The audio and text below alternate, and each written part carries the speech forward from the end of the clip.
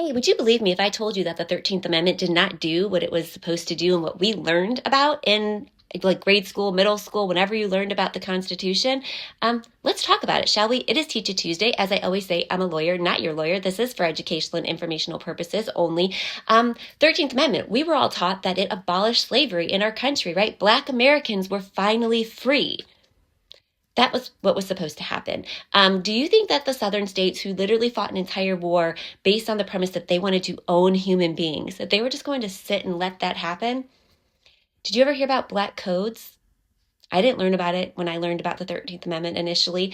Black codes were actually laws that Southern states would enact to continue to keep white supremacy alive. Black codes were enacted to limit the kind of jobs Black Americans could have, how much they could be paid, what kind of property Black Americans could own. There were even laws against like certain loitering or like excited utterances or things that you could say out loud, very subjective laws, right? So the police officer could make an arrest based on their subjective feelings about what was happening. And who do you think was disproportionately arrested? Not white Americans, was it?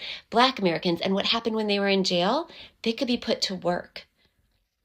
So going back basically into slavery, right?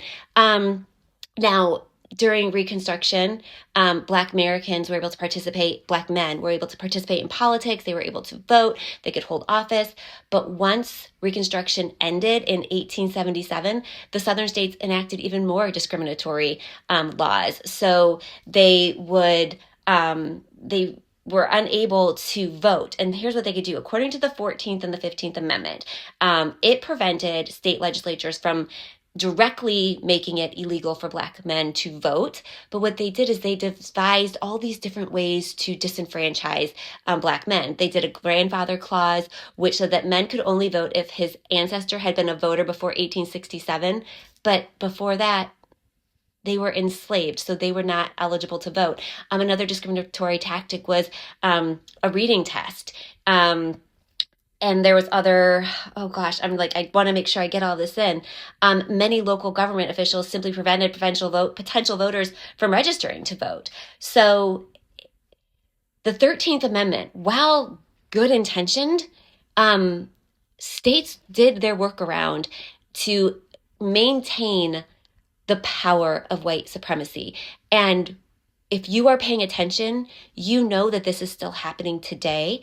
I implore you all to please do your research, not just in February, but all year long. Please comment, let me know if you have questions.